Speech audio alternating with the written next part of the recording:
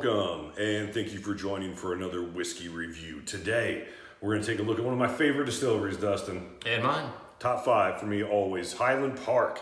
This particular one is the light 17-year-old whiskey special release.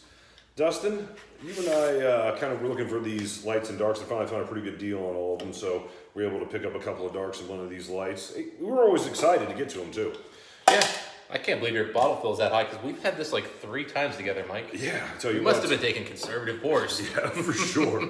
So these come in at, this one comes in at 52.9% ABV. I believe just like the dark as well. We have that over here we're going to do as well. Yeah, 52.9. So I don't know if that's cask strength or not. I'm fairly certain it's not. However, these are, 28,000 bottle releases.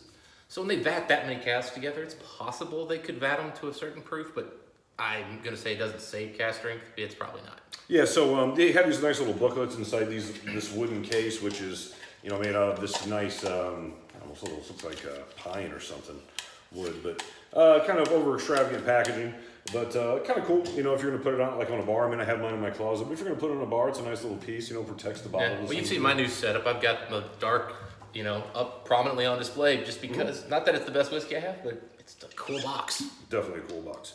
All right, and let me get it poured first, and then I'll kind of read some details. So this one is, the light is for springtime. The booklet goes into, this is kind of when they put this whiskey out of the cask and into the bottle, kind of celebrate the spring up there in Orkney, which is an island a little bit north of the mainland of Scotland. But tell you a little bit about the cask maturation.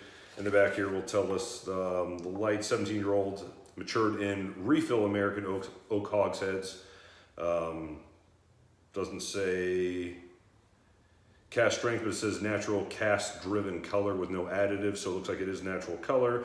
Again, whiskey tint 7.2, which is nice, 52.9, but doesn't say that it's cask strength, and it says there is 28,000 bottles made, Dustin. That is a lot of bottles.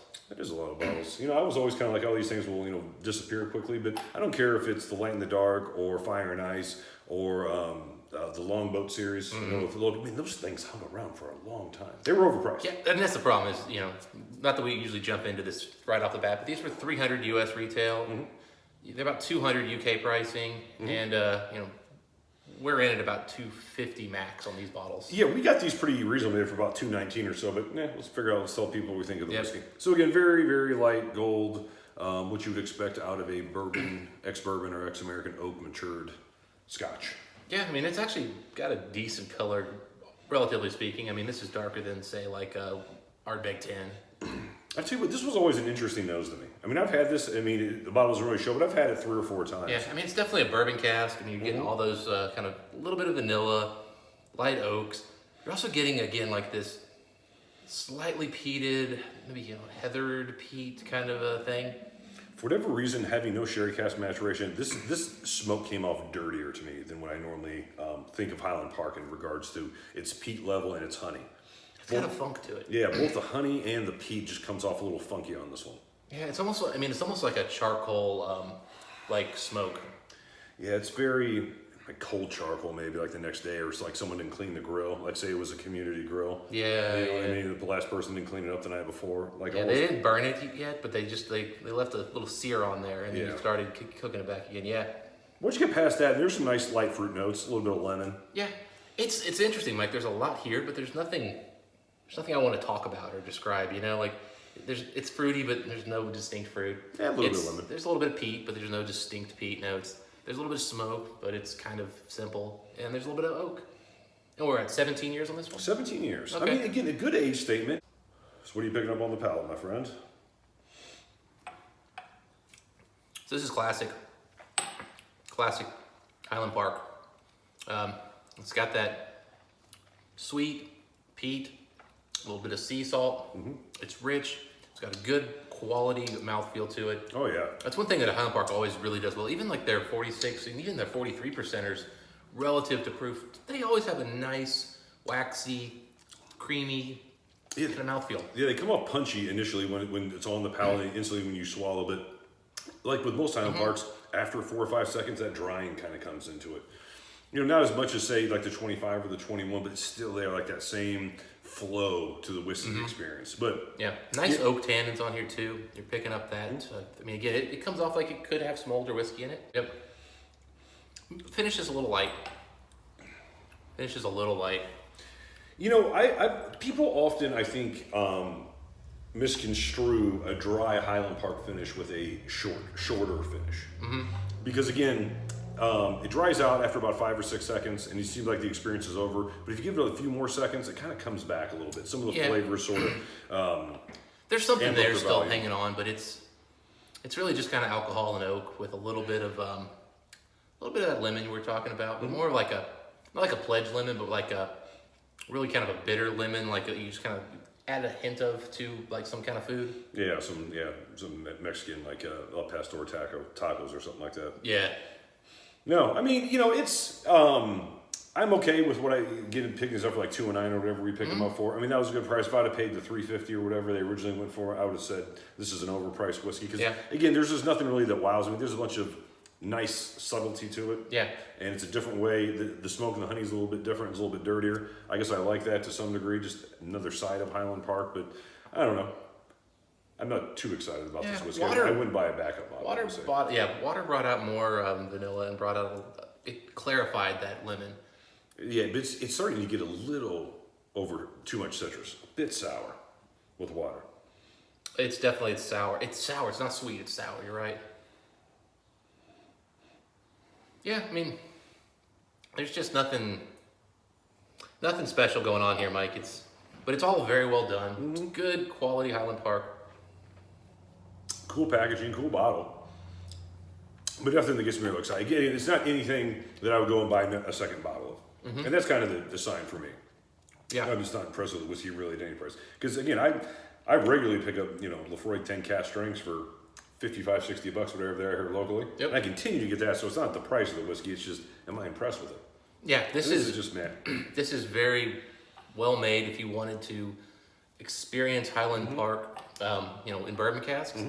This is an option. I would recommend they go and pick up that full volume that came out a couple years ago. Better whiskey. Which better whiskey and way cheaper. Yeah, for sure. And it's 17 years. So you're getting exactly that. This one, they found some interesting bourbon casks, I gotta say though. Yeah, maybe it'll grow on me. And if it really does, like as I work my way down the bottle, we can re-review it or something like that. But, I've had this bottle open for probably 4 or 5 months, I would say. It's been a while. October, I think. And we're in April, so maybe 6 months. 6, 7 months. So it's been a while. Anyway, where are you at as far as the whiskey score on this one? I gave the Cragganmore an 86. I think I like the Cragganmore a hair better. I agree. But I think I'm going to stay 86. That one was a high 86. This is a low one. This one almost goes into 85 for me, but I'm staying 86. Yeah, I'm going 84 out of 100 on this one. Wow. Yeah, it's just, I keep going back to it. I mean, it's a bit sour. The smoke isn't what I like in a Highland Park smoke. It kind of took away some of the sweetness of the honey. I don't know. Doesn't do it for me personally. You know what? 85. After going back with the water, there's too much bitter and tannin. Too much, it's too sour. Yeah, you're right. But anyway, again. In other words, it doesn't take water, which at this proof, it has to take a little bit of water. Because there's a lot of Scotch drinkers who are going to want to bring this down. Yeah, and you know what? That makes me think that there really aren't older whiskeys in this. That maybe this is only 17, 18-year-old whiskey at its... I think the bulk of it is. I got some notes when we had it neat where I was thinking there was a little bit of like the finish lingered just long enough where I said, maybe they put in 1 or 2 casks. Because 28,000 bottles, it's a lot of casks. That's probably 60 casks. Oh, yeah, easy. 50, 60, 70 casks, I would think. It was a bourbon cask, we're not talking cherry buds. No, they're small. Yeah. But yeah, man, it's just, I was expecting more out of this whiskey. Yeah. I was hoping for more. I mean, it's Highland Park. We have high expectations. They've, unfortunately for themselves, earned that expectation. Yeah, but really, at this point anymore, it's got to be the 20-plus-year-old ones. Yeah. Even the 21 suspect. Well, I'm willing to go and buy, like, if they put out an age statement and they put it around that $100 mark. They've done that a couple times. That 16-year Twisted Tattoo I brought over. Yeah, but that was a good whiskey. That was a darn good whiskey. And at $100, you're not going to be upset. Well, I mean, especially consider the normal 18 is 150, 160 plus tax, and it's 43% ABV. Yep. I mean, it's a different whiskey. You're trying to do different things with it, but still, Highland Park, it's becoming a minefield as far as which are the right ones to get. And they're putting out too many new products. I mean, guys, focus on what you do. Now, I got to say, I like what they're doing with the 21s now. They did 2 releases. They distinctly made them different. One spring and one fall or something like that? Yeah, and they give you, I think it's August and November or something. There's a lot more detail. And they tell you, we use this many of this type of sherry cask, this many of this sherry cask. This one we threw in a couple of bourbon casks, this one we didn't. Like they're very clear and open about it. That's where they need to go. Highland Park, you got that right. Maybe make the whiskey a little better. We'll get to that one eventually. Absolutely. All right, well, anyway, that's where we're at as far as the light. A bit of a disappointment, especially for the money. I'm at an 84, Dustin's at an 85. If you had a chance to try this one, we'd like to know what you guys think in the comment section. Until next time, we wish the folks. Happy drinking. See you then.